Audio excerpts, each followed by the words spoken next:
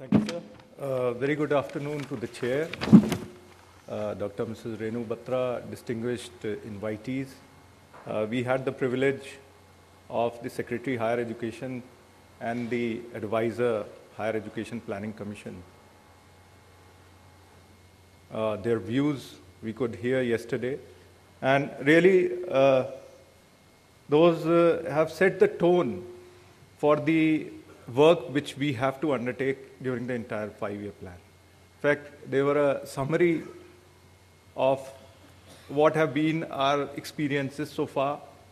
How do we undertake quality assurance and quality improvement in the next 5 years? In fact, this presentation is a realization that government is really at the periphery of, it forms the outer shell of the higher education system. You need to have a strong shell. And sometimes it contributes to the pith and the substance of the higher education. In fact, during my introduction, there was a mention of a quality assurance summit in Melbourne. And I had the privilege of hearing the experience from 10 Southeast Asian nations as to what really are their concerns and how they want to go about in trying to address these quality challenges. In fact, whenever there is a discourse on quality in higher education, we have to really weave in and weave out of these concepts of quality. I mean, to a layman, it would be that, yes, it's something like really, it's excellence. But it's somewhere in between, let us say, a fitness for purpose, a threshold, and an excellence. And right now, we are at the level of fitness for purpose. In fact, some of the websites I had a look at, for example, the AICT website, I must mention, they have recognized this concept of fitness for purpose. And it's basically our functioning is around this concept so far, but we have to really take off. And Dr. Paliwal was mentioning yesterday about outcomes and all those. I'll have a brief mention of all those things. But as far as we are right now stationed at, we are at fitness for purpose. And this is, you have heard ad nauseam about accreditation, what it really means and all. I just thought, let me put in the definition because this is the official definition which is coming in the NARA HEI bill. So it really is worth taking a peek at again. Says it conforming to parameters of academic quality and benchmarking. I mean, these are the two essential concepts of that. So it's not really quality control, but it's something kind of a peer review kind of a thing.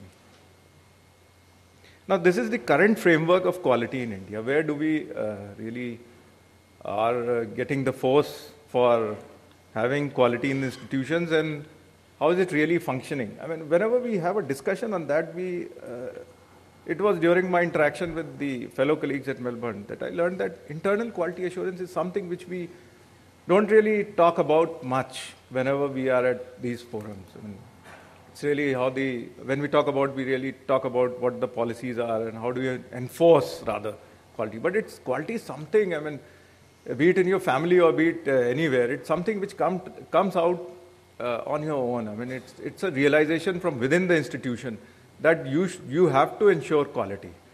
And I'm glad that the UGC, as Mrs. Renu Batra will elaborate, they already have set this philosophy of internal quality assurance. And although this accreditation was so far voluntary, but we really were having some kind of positive incentives and drivers to ensure that this voluntary level left to itself would not wither away.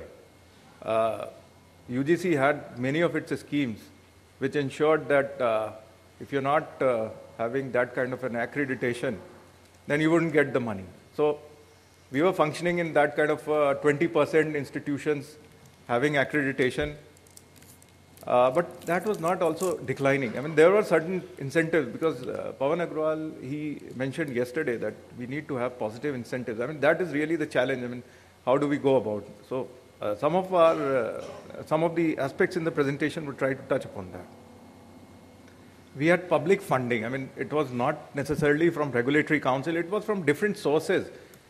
And it was also contributing in part to quality in higher education institutions. So this is really the framework. I mean, in some countries it could be that the government and the regulator are one.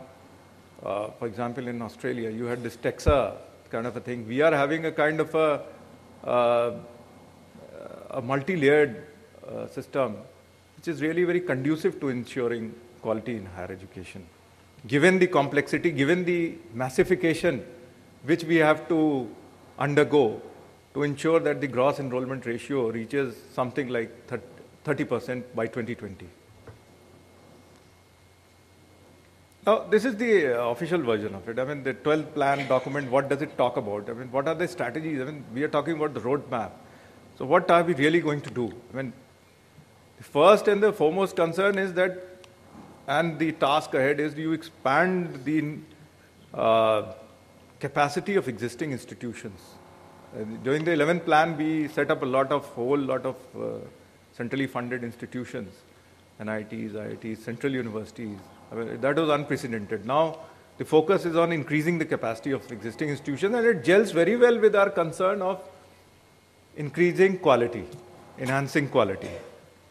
Because if you have, and it's recognized that you are having a lot of institutions which are functioning suboptimally in the existing scenario. The 12th plan recognizes it. It's a common perception that there are many institutions which are functioning suboptimally. You have to increase their capacity. But when we are going to increase capacity, obviously this concept of funding would come up. And we have to somehow tie this together, be it the demand side or be it the supply side aspect of higher education. You have to tie it to specific outcomes. Unless you tie it to specific outcomes and just fund on the infrastructure part of it, that is the hardware part of it, it's not going to really work. So there is a recognition in the 12th plan document. And there are a whole lot of issues which are going to be tackled, like governance arrangements. The state level, so the institutional level at the state, that is very important. During the earlier plans, the focus was not at these levels. What is the level? What are the drivers and what are the existing arrangements at the state level? And there will be a strategic shift in the manner in which the state higher education systems are supported by the central government. So these are this is the thinking which is going to set out the roadmap for the expansion and the increase in quality in higher education system. And these are, as you all know, I mean, this is the perception. I mean, what are the quality problems in the higher education institutions, and particularly the affiliation system, which the universities are the custodians of. In fact, we have seen that some of the affiliation is merely a multiplication of the colleges affiliated to a university just to increase revenue. I mean, that is also a hard fact, but we have to somehow bring in affiliation reforms. Single discipline institutions are there. Yashpal committee talked about fragmentation of knowledge. So you have to look at it from that point of view. Teaching and research separated through separate undergraduate and graduate institutions. Does it promote quality? I mean, it's not really about accreditation. Quality assurance is a very big thing. It's about placing your right moves on the chessboard of supply and demand side management. It's a whole lot of issues. Small institutions are not viable as high quality institutions. There are issues of that nature also. So, I mean, one of the major strategies is bringing in this Rashtriya Uchchatar Shiksha Abhiyan, and nearly 25% of the funding would be allocated towards this scheme. 25% in the higher education sector. These are the rationale. 90% of the students are there in the state-run institutions, and UGC funding is very much restricted to the institutions which are having 12B status. And in view of the myriad problems, you need a comprehensive scheme to address these challenges. So this is the kind of paradigm shift which is being talked about. Non-12B and non-12F institutions are currently excluded, so you have non-12B and non-12F institutions also included.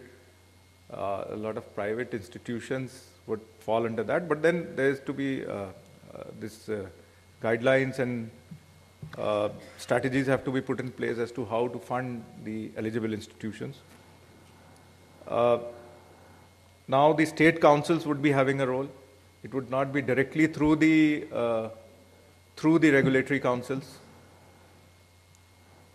It's going to be a norm-based and performance-based competitive funding rather than ad hoc funding. And improvement in quality with robust monitoring and evaluation mechanisms. This is going to be the paradigm shift. There are certain prerequisites, in fact, under the RUSA, and these are all directly impinging on quality. You have some prerequisites at the state level as well as the institution level, and you can identify yourself. Your concern would be most probably reflected in this matrix out here. Faculty issue is one issue, which is also going to be accessed. These are the key components which are going to go into this RUSA scheme.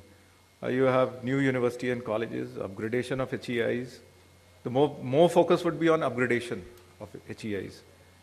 Research and innovation grants, research universities, out of the existing universities. See, wherever the word creation is mentioned, it is out of the existing institutions. Accreditation agencies, states should have the capacity to have accreditation mechanisms, instruments. Quality and availability of faculty also is an issue. Administrative reforms, affiliation reforms, academic reforms, we are all built into this. Now, there are other mechanisms also, or parallel efforts going on, how to address this issue of quality. Secretary Higher Education had mentioned yesterday that there is this bill, NARA bill, which has been introduced in the parliament, and this talks about setting up an authority, and that authority would be, in fact, the regulator for the accrediting agencies. The UGC has already notified these regulations.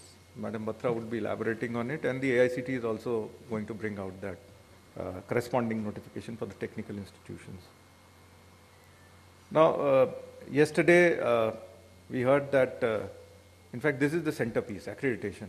Unless you know where you stand, it really doesn't make much of a sense in trying to improve quality. So it's accreditation, internal quality assurance, peer review process, which really would bring about the change, the need for change, and how much of that change is really happening. It's the barometer of that change.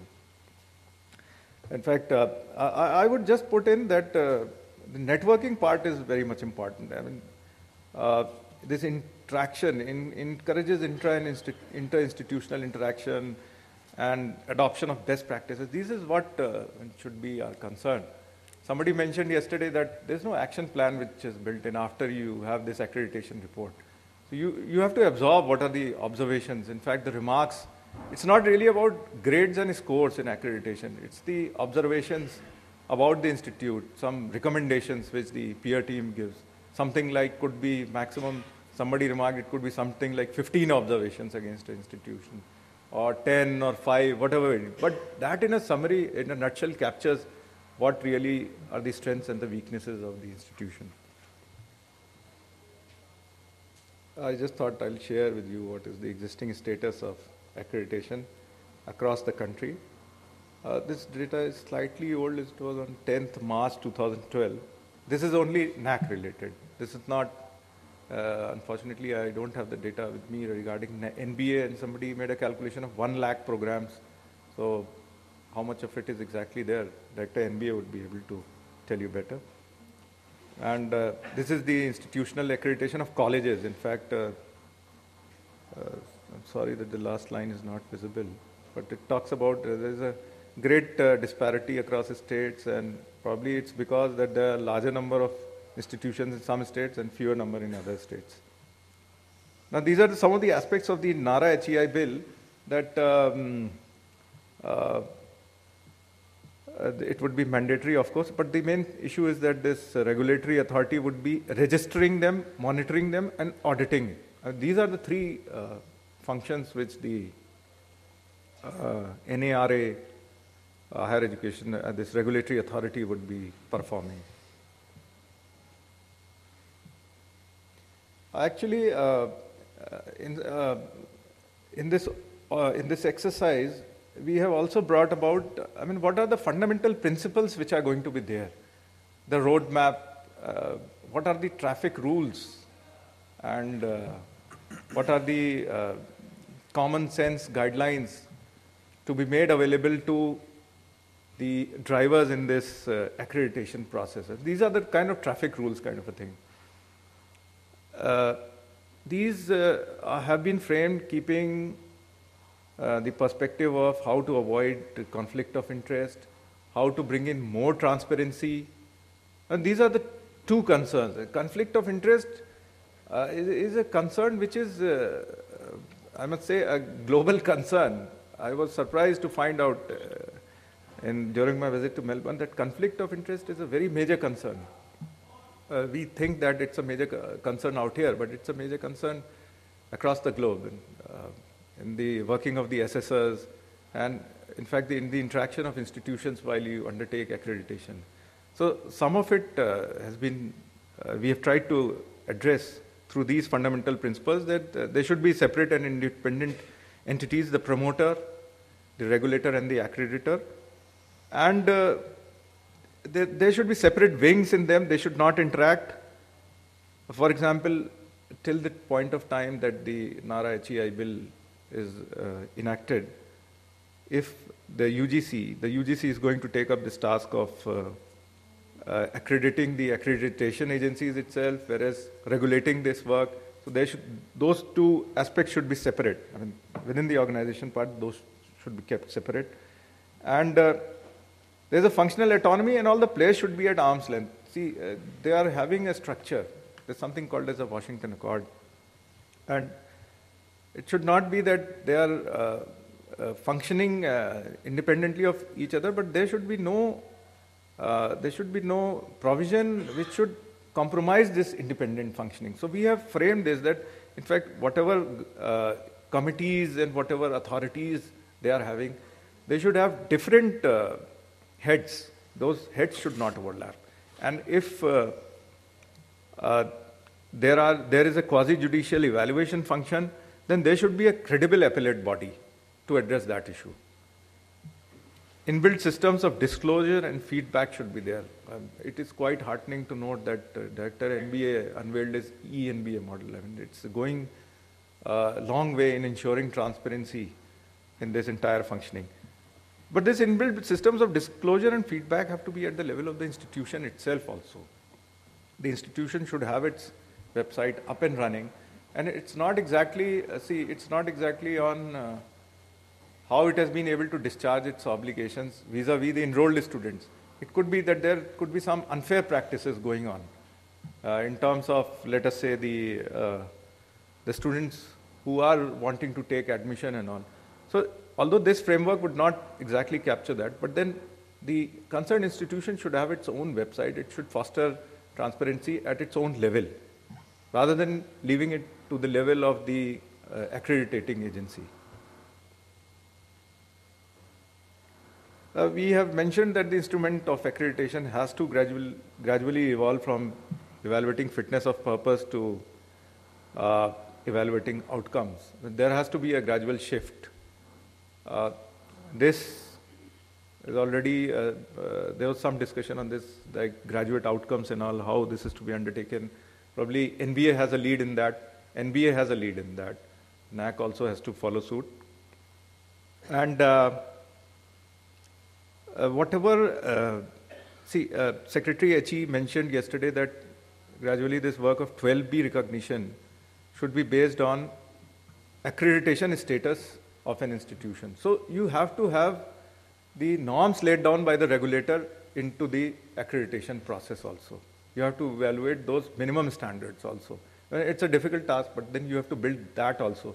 Apart from, let us say, there couldn't be any minimum standards on research, consultancy and training. Of course, you are doing that to ensure a check on quality, but then those minimum standards, those should not be lost focus of.